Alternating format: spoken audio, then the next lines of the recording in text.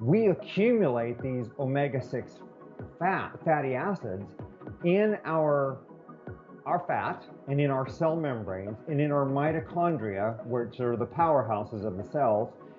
And half-life of omega-6 fat, linoleic acid, in our adipose, our body fat, is 600 to 680 days. So you can just round it off to about 2 years. And now in pharmacology, what we understand is it takes 5 half-lives to remove a drug or chemical from your body. And so if you do the math, you're looking at maybe, I don't know, somewhere in the 6 years to 10 years range.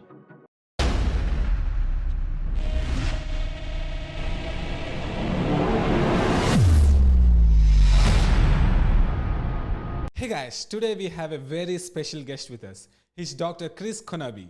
Dr. Chris began his practice of ophthalmology in 1994 and was certified by American Board of Ophthalmology in 1997, has remained board certified since then. He's a specialist in macular degeneration and diseases related to the eye.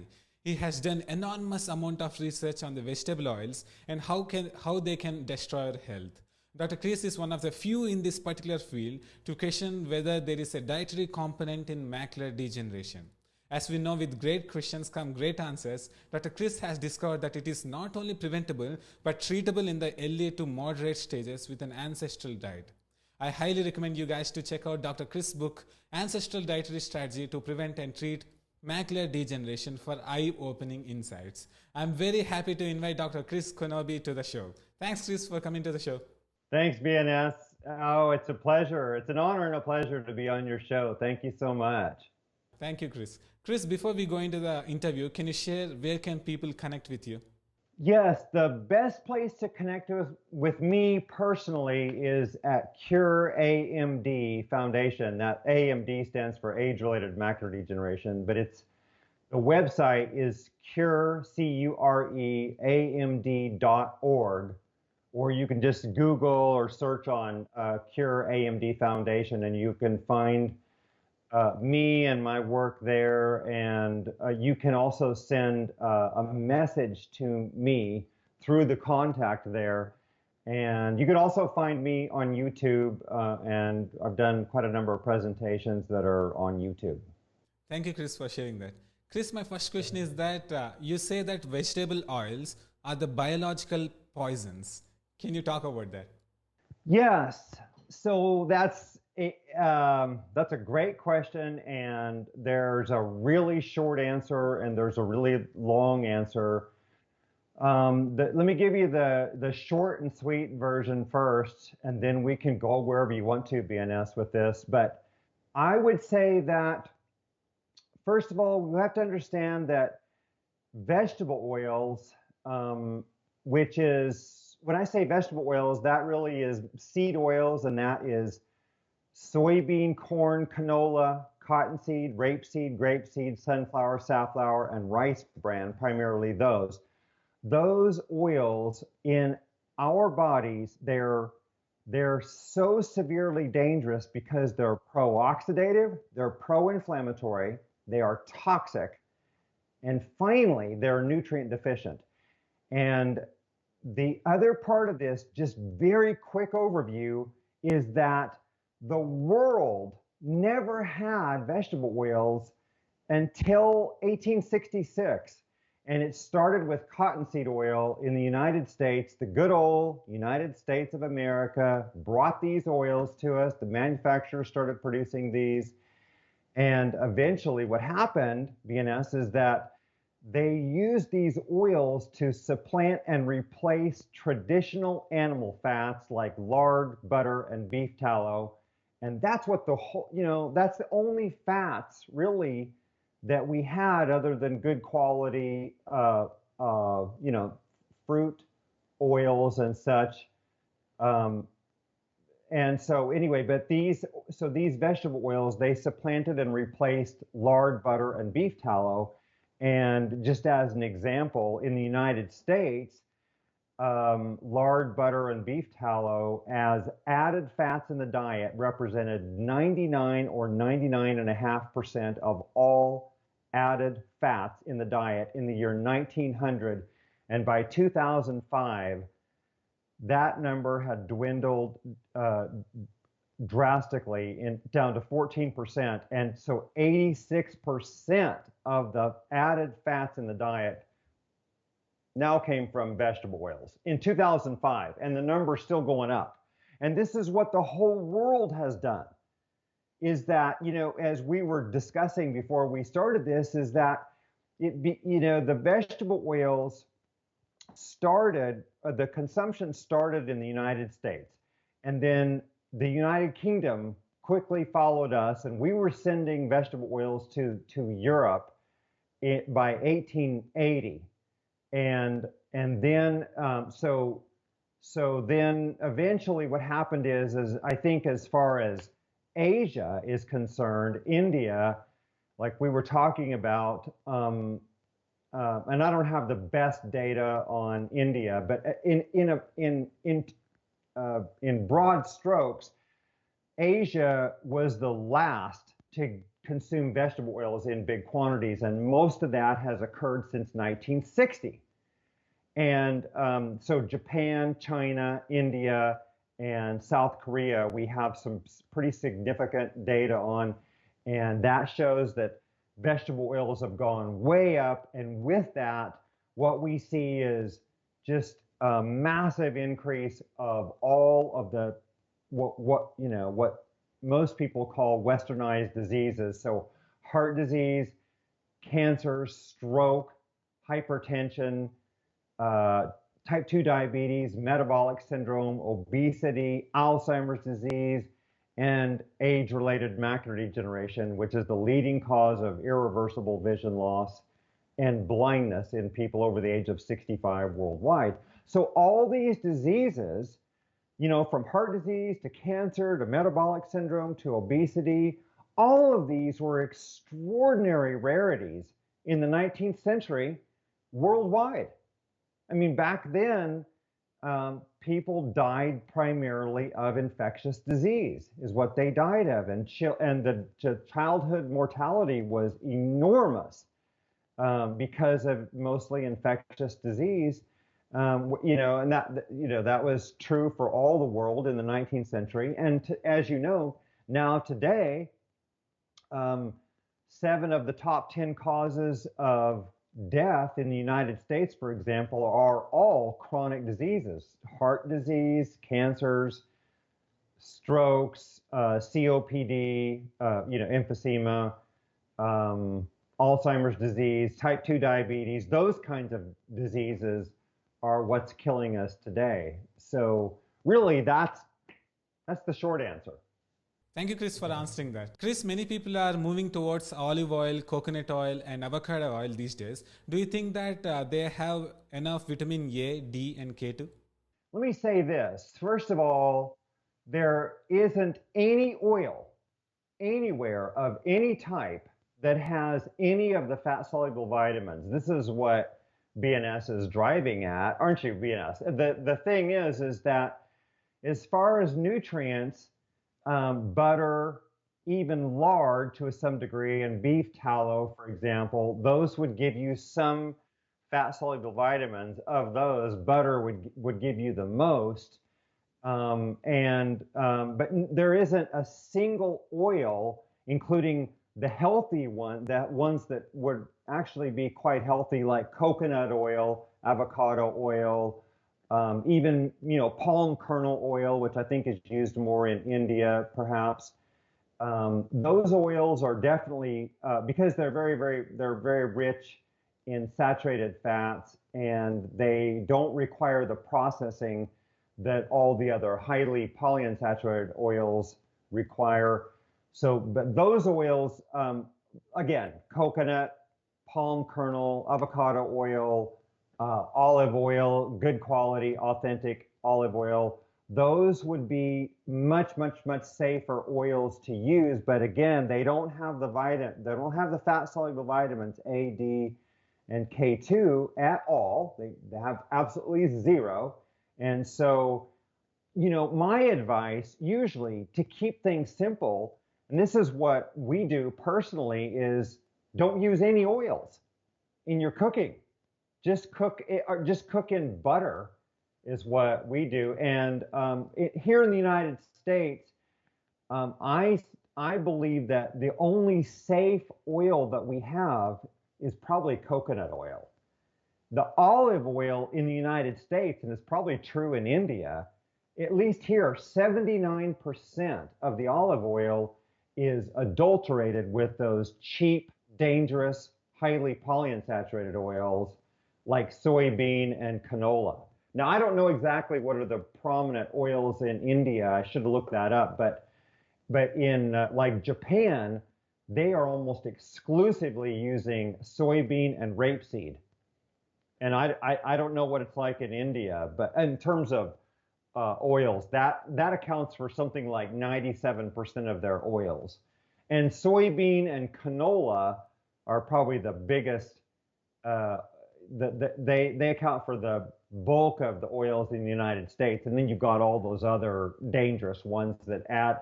And ultimately, those oils, again, soybean, corn, canola, cottonseed, rapeseed, grapeseed, sunflower, and rice bran, those account for about 97 or 98% of the oils consumed in the United States. So palm oil is far better than the others I just listed. Far better because it's highly saturated. Palm kernel oil would be safer than that, is my understanding. And mustard oil belongs in the category with the other dangerous ones. So I would say, you know, it shouldn't be consumed, I don't believe, in general. I don't know that much about it because it's very rare in the United States, the mustard oil. Thanks, Chris. Chris, my next question is that are omega-6 really essential for us? Yes, they are essential, I believe. So that you know, the reason that you're asking is do we need these at all? And so omega-6, we need linoleic acid, the 18 carbon omega-6 fat. I believe there is good evidence that we have to have a very small amount of it, but the amount required in our diet is about 0.5% of calories. And so if you look at this on a caloric basis, about a half a gram, maybe 1 gram of that oil, that fatty acid per day, think about that. I mean, you know, a teaspoon is 5 grams.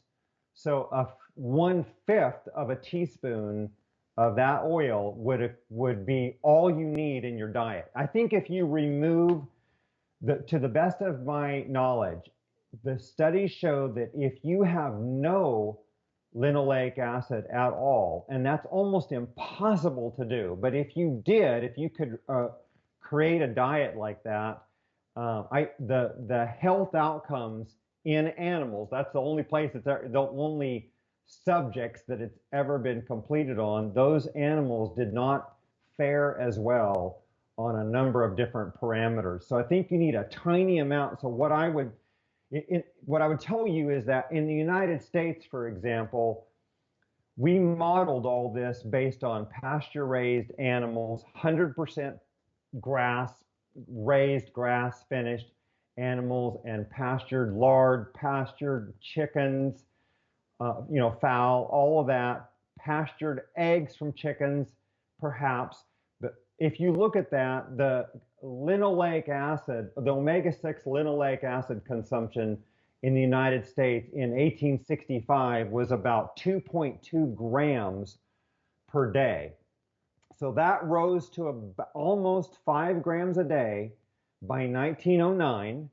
By 1999, we were at 18 grams a day, and by 2008, 29 grams a day. So we went from about 2.2 grams of omega-6 linoleic acid in 1865, before the world had any of these oils, to, by 2008, 29 grams a day. It's a 12-fold increase in mass and roughly it's something like that, around a 12-fold increase percentage wise.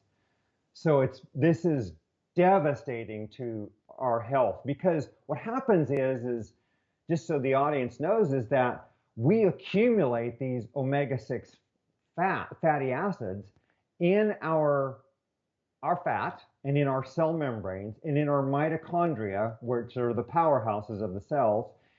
And this starts what I call a catastrophic lipid peroxidation cascade. And what I mean by that is that these omega-6s, because they're polyunsaturated, these are unsaturated fats, and they're going to oxidize. And when they oxidize, they start a chain reaction of oxidation. And then ultimately they damage the mitochondria, and this leads to mitochondrial energy failure. And out of that, you get all these other ramifications of disease. And so this ultimately, when you have energy failure at the cellular level, this leads to things like, this leads to heart failure, to cancers, to metabolic syndrome, to diabetes, to obesity. All of these diseases have at their core mitochondrial dysfunction. And that mitochondrial dysfunction, in my view, and in about 5 years of studying this, I think that is mostly driven by seed oil excesses, by vegetable oil excesses.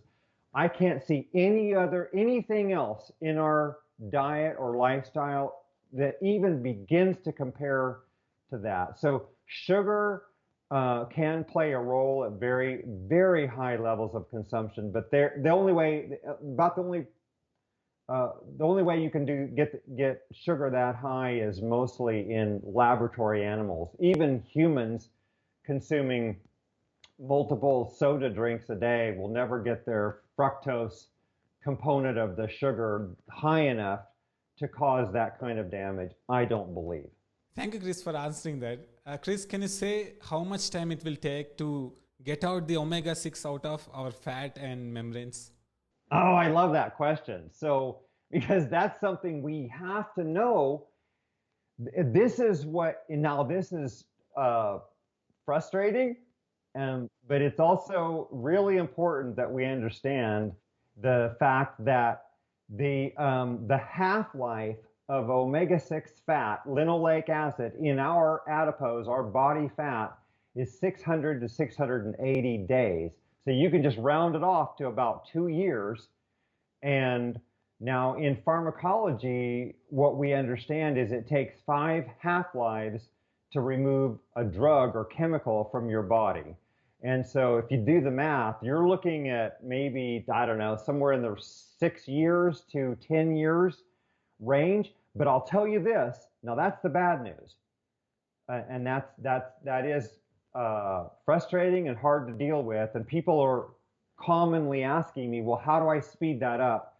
And other than, rapidly losing, getting your diet ancestral, which means, we'll come back to that. But once you get your diet ancestral, your omega-6s are going to start dropping. And that means no seed oils, no vegetable oils in your diet. But what I want to say is that within days, your inflammatory markers will be coming down, because you won't have the vegetable oils there driving the inflammation. And I really do believe that your risk of a heart attack and stroke goes down overnight when you get vegetable oils out of your diet. Your inflammation starts going down, and I really believe that within 24 to 72 hours, your risk of major problems like that, like heart attack and stroke, is dropping. And then it's like quitting smoking. The longer you've done it, and the longer it's, you can go without having a major event like a heart attack or stroke or diabetes, the better off you will be, because your omega-6s in your fat are going to be coming down, and it'll come down steadily, gradually, and steadily, but in some parameters, in some ways, I think the benefits are exponential as you recover. Yes, yes, exactly. Chris, can you explain the link between pufas and obesity? Yes, I believe so. So, in a nutshell, when you consume high pufas, polyunsaturated fatty acids, omega-6, linoleic acid, what happens is that this ultimately, without getting deep into the biochemistry, this ultimately oxidizes a molecule called cardiolipin, which is a molecule that is critical to the inner mitochondrial membrane function, where the electron transport chain functions. And what I'm trying to say is that when this cardiolipin becomes oxidized, it changes its three-dimensional structure. And either that happens or it is replaced.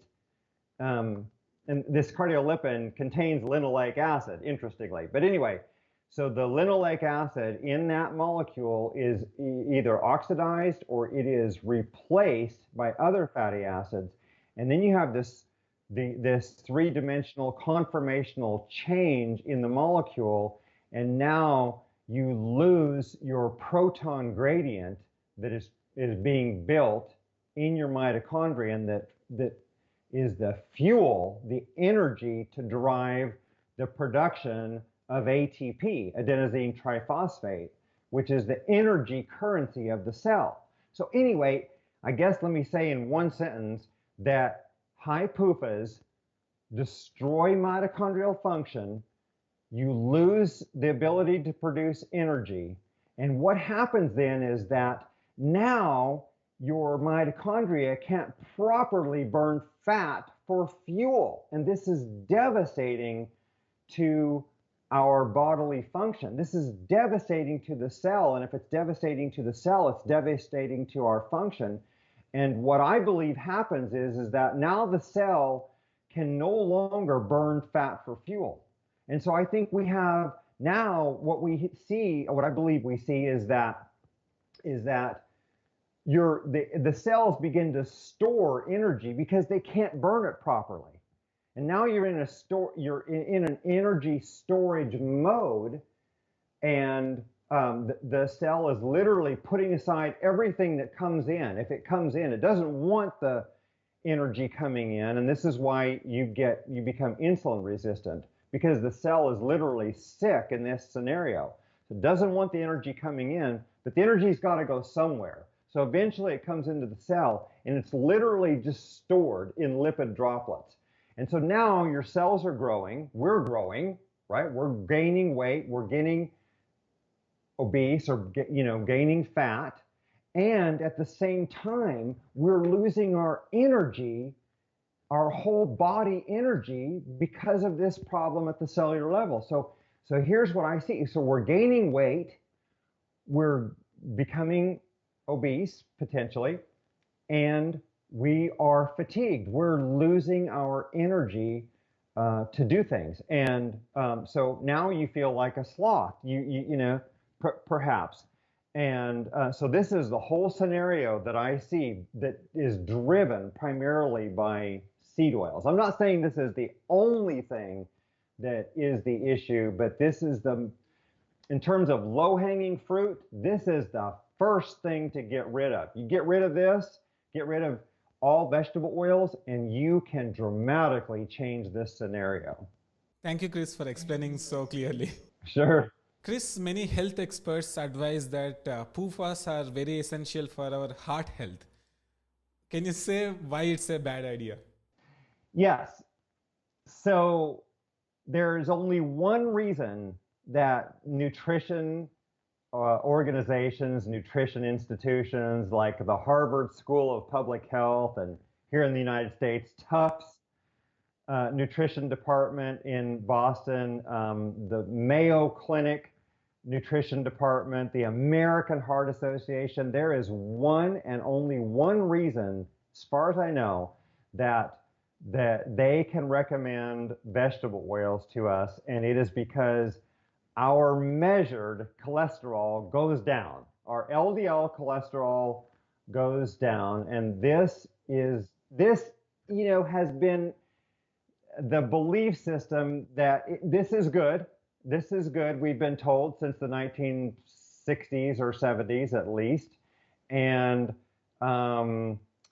that whole theory has been debunked, I would say, thousands of times in hundreds or thousands of collective studies. It does you no good at all to lower your total cholesterol or your LDL cholesterol. In a nutshell, let me just say this to keep broad focus, that LDL cholesterol has virtually no relationship to heart disease. Everybody in ancestral nutrition circles knows this. You have Malcolm Kendrick in the United Kingdom has collected something like 80 different people who have LDL cholesterol 400 and up, like over 800, and they have coronary artery calcium scans, and all the evidence suggests they have zero heart disease. They've not had heart attacks, strokes, nothing like that, and yet they have these massively high cholesterol levels. So, but let me tell you this. So LDL cholesterol has virtually no relationship to heart disease or stroke or macular degeneration or any of that. But guess what does? Oxidized LDL cholesterol. And where does oxidized LDL cholesterol come from? It comes from vegetable oils. The primary fatty acid that is in LDL cholesterol that oxidizes is linoleic acid, 18-carbon omega-6 linoleic acid. And how do they measure oxidized LDL? They measure it with malondialdehyde and 9 and 13-HOD. These are, what are these? These are metabolites of oxidized linoleic acid. So here we are, back to the same thing. The primary thing that's oxidizing linoleic acid and therefore oxidizing LDL and driving heart disease, and there's an extraordinary correlation between those, is vegetable oils, highly polyunsaturated vegetable oils. Saturated fat has no relationship to this whatsoever. It's protective. Monounsaturated fat, protective. So, the most important thing you can do is consume saturated fats and monounsaturated fats. Where do those come from? Good quality animal fats and natural oils like avocado oil, coconut oil, those, that are non-processed, if they're good quality, yeah, they're absolutely safe and healthy. Thank you, Chris, for explaining that.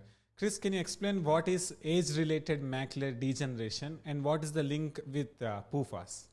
Okay, sure. So age-related macular degeneration, or AMD, first of all, is the leading cause of irreversible vision loss and blindness in people over the age of 65 worldwide. And this disease is a degenerative disease of the macula, which is the central retina. And when you look at somebody's face, or you look at the print you read on a page, or a stop sign when you're driving, or all those kind of things, they land on the macula, the central retina. So if that degenerates, you can lose the central 10 degrees of vision, the dead center.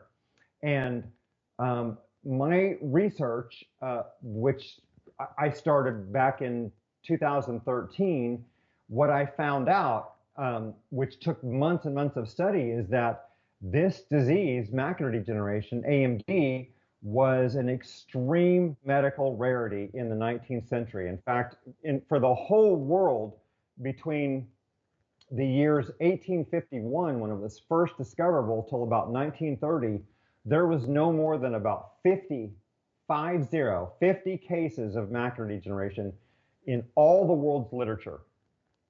This year, 2020, the research shows there is approximately 196 million people in the world with macular degeneration.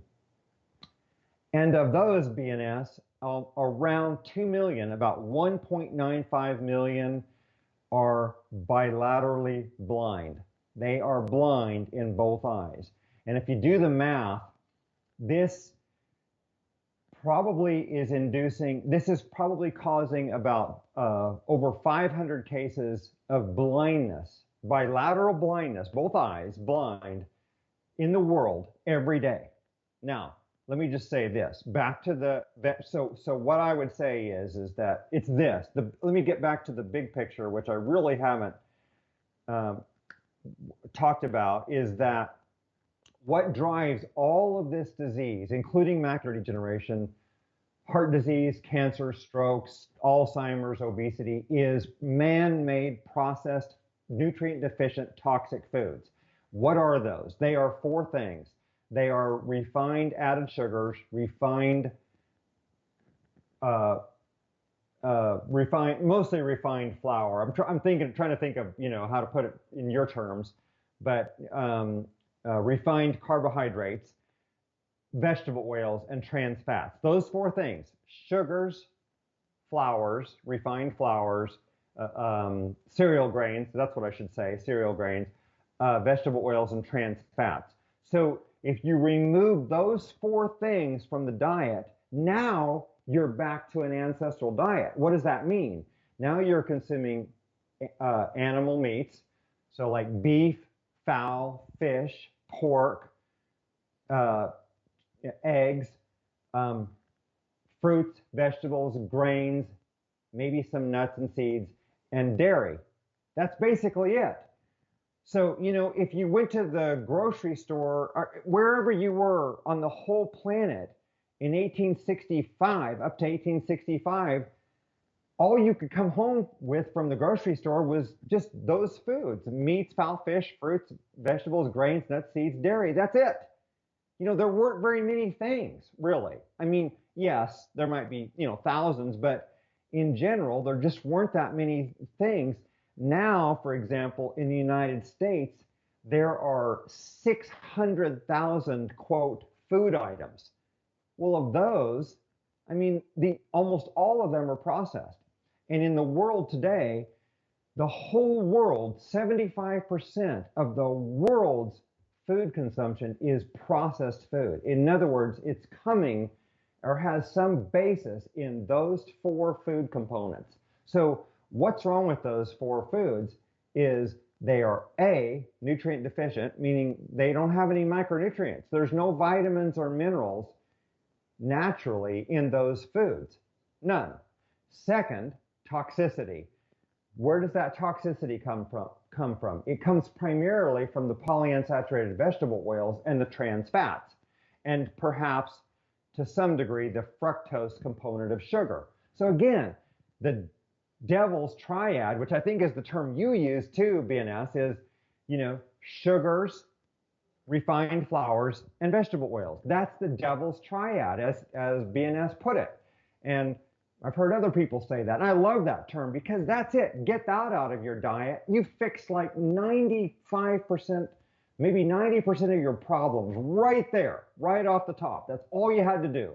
And how do you do that is you make your own food primarily. Because if you go to a restaurant or you buy man-made, packaged, boxed, canned, prepared foods in a grocery store, those are a lot of the components that will be in those foods. So you have to get those out of the diet in order to prevent and treat all of this westernized disease. I hope that answered the question. Yeah, thank you so much, Chris. Yeah, it answered. Yeah. So, Chris, what do you say to the people who say that the life expectancy before 1900s is not that much, so we can't observe these things? Perfect. So I always keep a few notes handy because, some of these figures I can't keep in my head. But let me tell you this. the people that say that, they have been severely misinformed.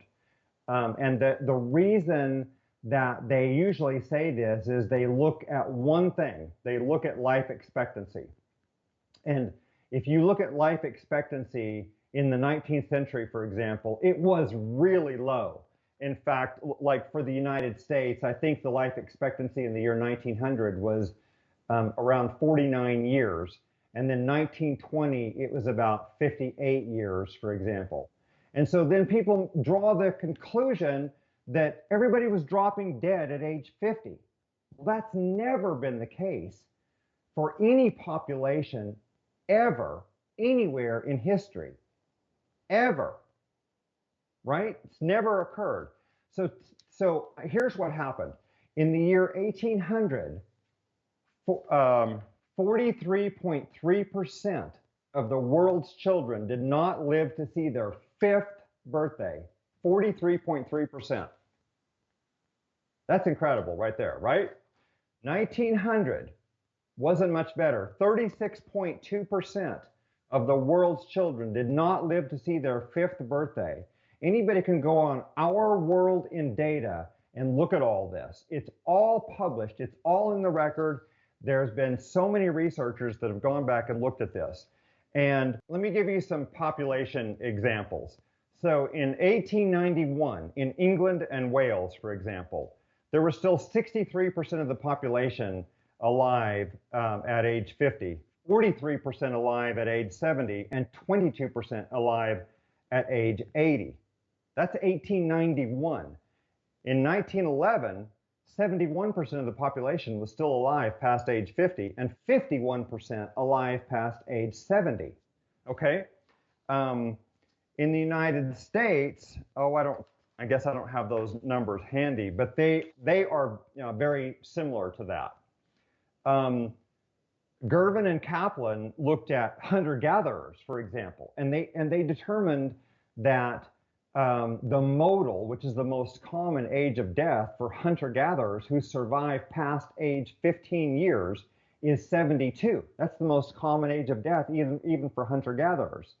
So here's what happens is that if you take a population of 3, for example, let's say a father who lives to age 80 and a mother who lives to age 70, and their only child dies in infancy, which is extremely common in the 19th century, as you can see, then the life expectancy for that population of 3 is 150 divided by 3, which is 50 years, right?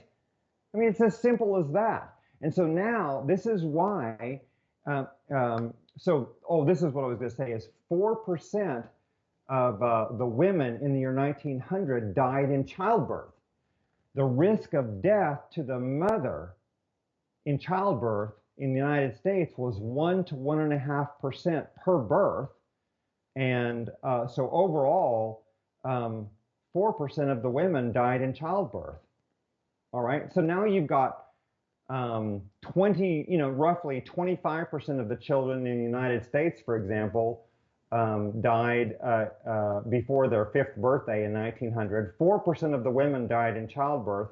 Now you're approaching around 30% of the population is dying very early, right? And so that brings the life expectancy down dramatically. Simple as that.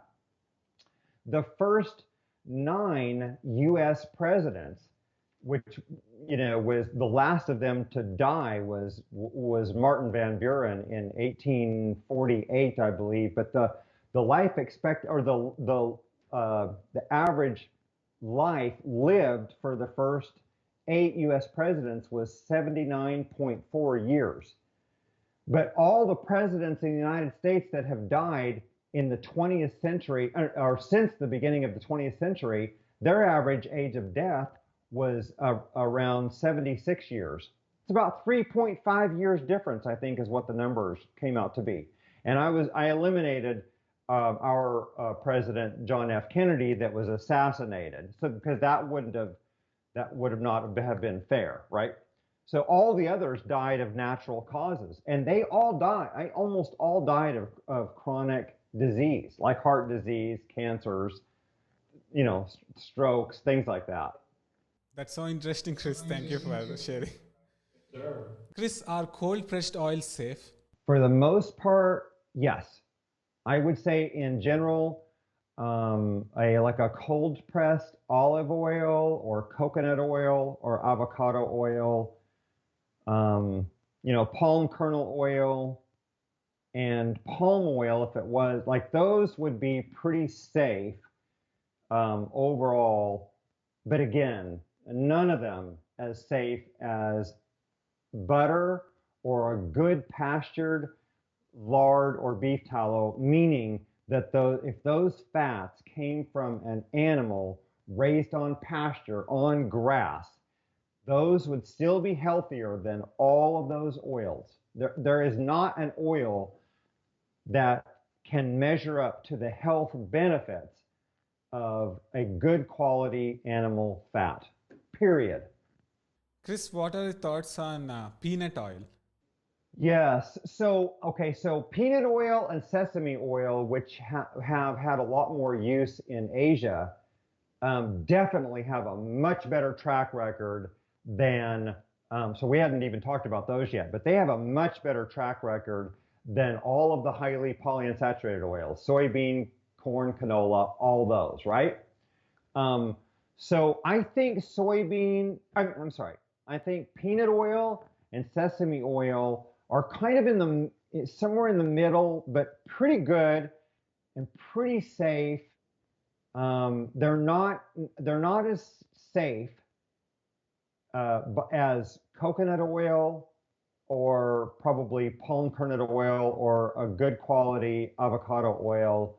I think those would be the safest. Again, I know I'm repeating this like a drum, but I still think that you're safer cooking and using grass-fed butter. That would be again, just to keep it really simple, that's the safest thing to do. And again, like I said, I believe that overall the least likely oil to be adulterated is coconut oil. I think worldwide. And so I believe that coconut oil is really a safe bet in general. Thank you, Chris. Chris, some people are nowadays saying that the fats that are coming from animals, for example, ghee or butter, have free radicals in the process of preparation. So we should not use them. What do you say to those people? Well, so this has all been studied and this has been analyzed. And Martin Grootveld, Grootveld, and his group has done a lot of study in this regard, comparing butter, and I'm trying to think of what else it was, but comparing butter to highly polyunsaturated oils, for example. And now the interesting thing is that you're going to get some 4-hydroxynonenal, 4-HNE, which is a toxic linoleic acid metabolite. You're going to get that, and you're going to get malondialdehyde, and you're going to get other advanced lipid oxidation end products in butter, even butter, when you heat it. And there might be a tiny amount of that present, in the native fat, but the amounts are as they're tremendously lower than all of the oils. And the interesting thing, I'm pausing here because there may be benefits to small amounts of these otherwise toxic components. And I think that's kind of the way biochemistry works. Everything is toxic if the dose is correct. Oxygen, dosed at 100% all the time will kill you. Too much water will kill you, right? And you can do that with any single biochemical or chemical component there is. There's a sweet spot for all components, right? It's true in what we consume. It's true in our blood chemistry, in our cells. There is a spot of there's a place where we have a sweet spot. Then there's a hormetic effect, which is where a small amount of a toxic thing may do us some good. And I think this might be the reason that you find a tiny amount of HNE and 4-hydroxynonenal and malondialdehyde as examples in butter. But it certainly has an immense, incredible record of safety and benefit, because again, this goes back to nutrition research that was done in the early 20th century, like by E.V. McCollum and colleagues, and then ultimately by Weston Price, for example, and lots of other researchers too, but I'm just saying these are some of the primary ones that were looking at this and found that tiny amounts of, for example, butter, eggs, and cod liver oil could cause a newborn animal to grow successfully, to be healthy, and for the adult animals to maintain their health in adulthood. But on the contrary, if they gave them vegetable oils as their only fat, the animals failed to grow. They died early. They grew at about half their normal size. They were very sick, weak, fragile animals, and then the adults, they developed a degenerative disease and died early as well. Again, if they're on vegetable oils. So again, the interesting thing is if you look at all of the populations around the world and you look at all the drastically different diets, if you consider populations like the Maasai in Kenya and Tanzania versus the Catawbans versus the Indians of India, and you just look at all these different diets and what they had in their native traditional diets. And the one thing that kept them all healthy is small amounts of animal fats. I mean, at least small amounts. It can be huge amounts, like the Inuit and the Eskimos of Northern Americas. They survived on almost completely carnivore diets, which is what the Maasai of Kenya and Tanzania do, if you consider milk part of a carnivore diet. But since they live on milk, meat, and blood.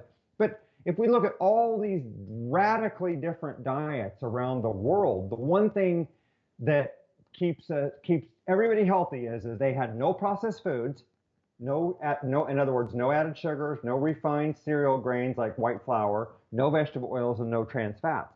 And what did they all have that was in common? They all used animals, at least to a small degree, to get their fats.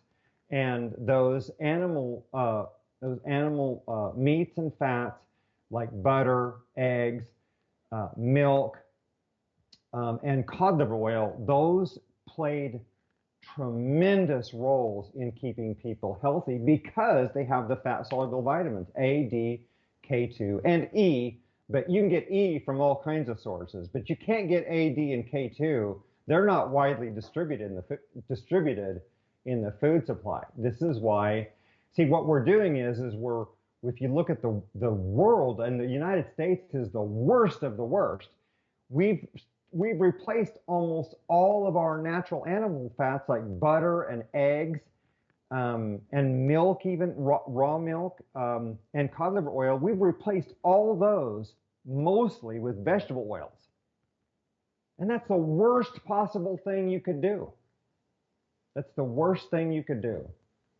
So my message to all the people of India and Asia is don't do what we do. We are the stupidest country in the world when it comes to nutrition. We're the worst of the worst. I don't think it gets hardly any country can do a worse job of producing food than we do. So don't do what we do. Do the opposite. Do what you did in your native traditional ways and go back to that like you did in the 19th, like we all should be doing from the 19th century. Chris, can we reverse age-related macular degeneration? We can't really reverse the disease in a sense. Let me qualify this because I've seen many cases, and we now have a number of anecdotal cases since I went public with this hypothesis and research that essentially that processed foods are driving macular degeneration. And now we have people that have been following that have macular degeneration and have been on ancestral diets for more than 4 years, and virtually almost all of them have stopped their macular degeneration in its tracks. Some of them have had improvements in their vision and in what their ophthalmologists, their eye doctors, are seeing in their maculas. They are seeing improvements. Now, in general, though, I would say that what I've seen primarily is that you can stop progression, I believe. I think if all the diet is correct, and there's a lot that goes into that. So we're looking at the big picture here, and can't give you all the details here, but if you get the big picture right, you're 90% of the way there, and then you can work on detailed things. But I believe that you can reverse the earliest stages of macular degeneration, like the drusen. Those can disappear, and I think those can disappear as the retina becomes healthier, as the blood flow improves, as the pro-oxidative effect, the pro-inflammatory effect goes down, and the nutrition improves. And so you get more vitamins and minerals, nutrients to the retinal pigment epithelium and the photoreceptors, the retina in general. And yes, the health improves just like the rest of the body. So I hope that answers that. Yeah, perfectly, Chris. Thank you so much. Chris, now we have questions from subscribers. So they are so excited to ask you some questions. So I have written them. If you look at the overall top, many people are asking, can we fix squint eye or lazy eye? The answer is that is that is in the realm of the pediatric ophthalmologist.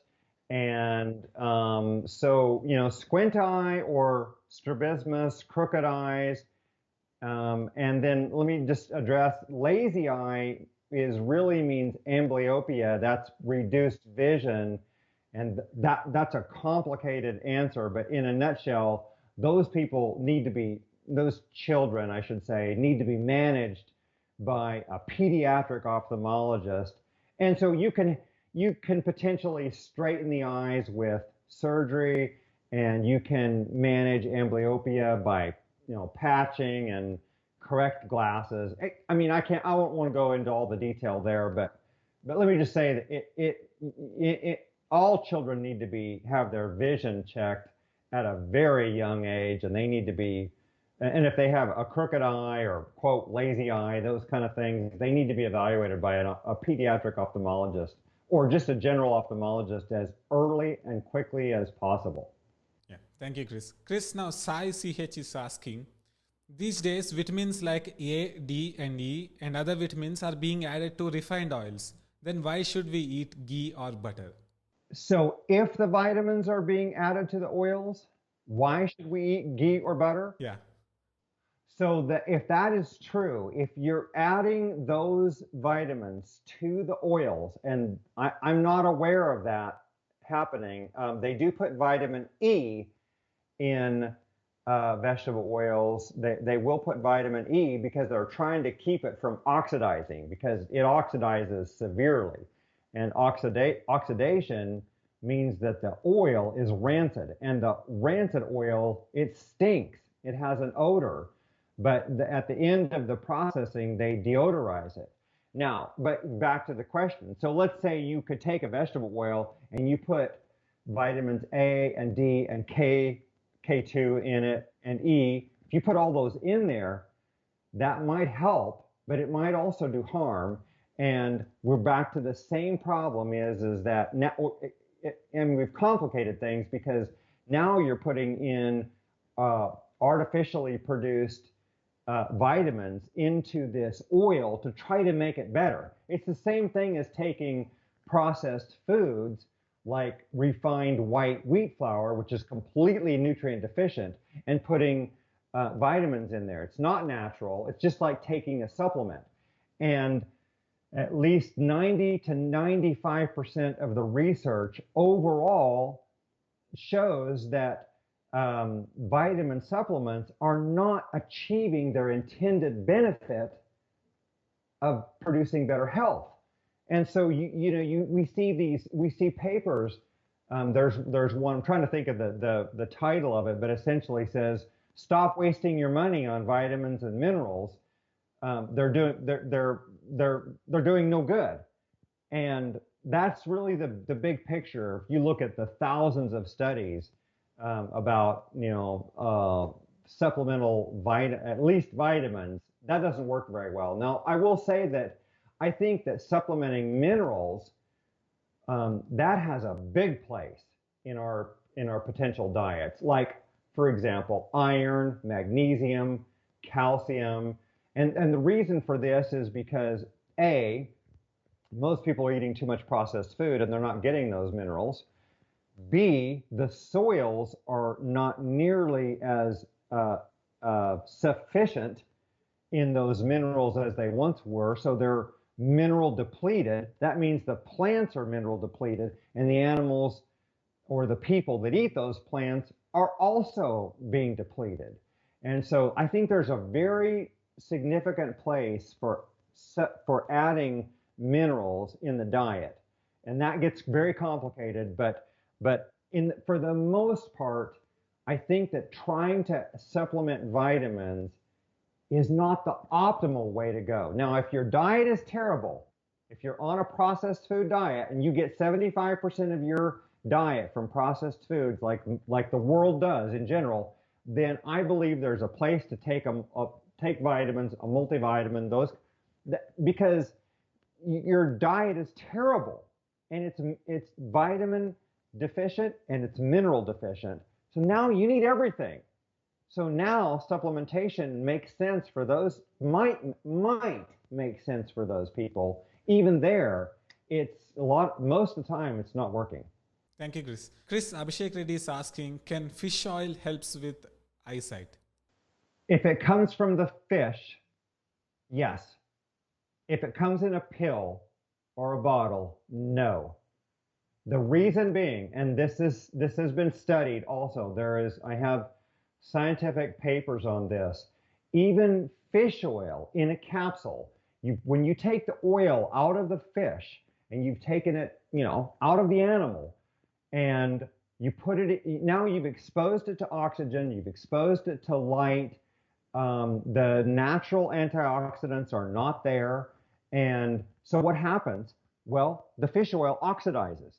And guess what? You get the same advanced lipid oxidation end products that you do in the vegetable oils, even worse. Gram for gram, the fish oils, I have a paper that shows gram for gram, you have a higher advanced lipid oxidation end product levels in fish oils than you do vegetable oils. So here's the thing. It all comes back to food. It always comes back to food. Eat a fish, whole fish, yes, perfect. That's a, especially a wild caught fish, you can't, find, any food that's better. Same thing for grass-fed beef. Every part of the animal, fantastically healthy. Same thing with chicken that's completely pasture raised, if you can get such a thing. But a chicken out on pasture that's consuming grass and insects, because they're omnivores like us. But anyway, that you can get really good quality, food out of that. But again, it always goes back to nature. You have to obey nature's laws, and that means not animals raised in CAFOs, what we call CAFOs here, concentrated animal feeding operations, which are here, they're mostly all fed GMO corn and soy. That's what they're getting here. So they're terrible. I mean, in comparison to a grass-fed, a pasture-raised animal, they can't really compare in terms of their health.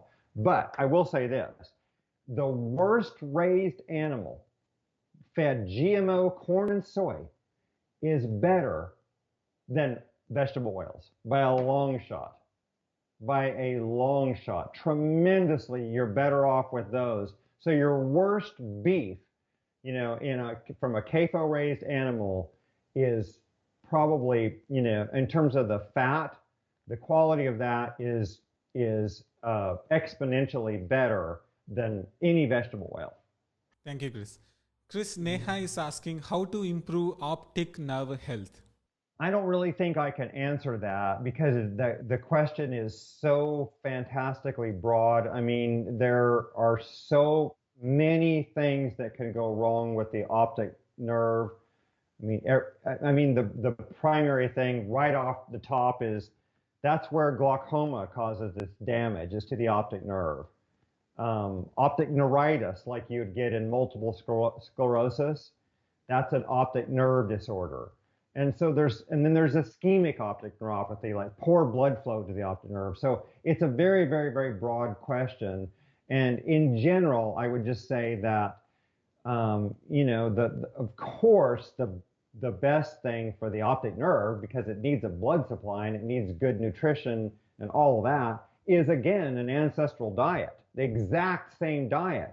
But if you have, a specific condition, this is where I'm trying to be careful, is that if you have glaucoma or some other condition of the optic nerve, then you have to be in the care of an ophthalmologist. And I mean, you should never ever think diet if you have a disease like that. I mean, because yes, the diet can be used as an adjunct to treatment. For example, let's say you have glaucoma. Let's say you need medicines, maybe you need laser, you need surgery, and yes, the diet is important then, but it's secondary or tertiary to the other management. So I just want to be careful there that I don't lead somebody astray, because I don't want people to be thinking that they have glaucoma and they can treat that with diet. Absolutely not. That would be extraordinarily dangerous. Thank you, Chris, for answering that. And last question, would you like to issue a 7-day challenge to our subscribers? A 7-day challenge? Yes, I would. The challenge would be eliminate all processed foods from your diet for 7 days.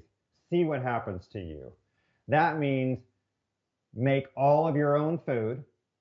Make it with ancestral ingredients. You can make all of your native traditional Indian foods, which I love, and make them with ancestral ingredients. So, stick with a really good quality fat, which could potentially come from butter or maybe coconut oil or maybe palm kernel oil. Or if you're dead certain it's authentic, maybe avocado oil. But some of those might be fine. But if you can, again, stick with the animal fats if it's possible, and you can still make the dish the way that you want it to taste. But yes, that's the challenge. 7 days, see what happens. I have, my own personal story is 8 days.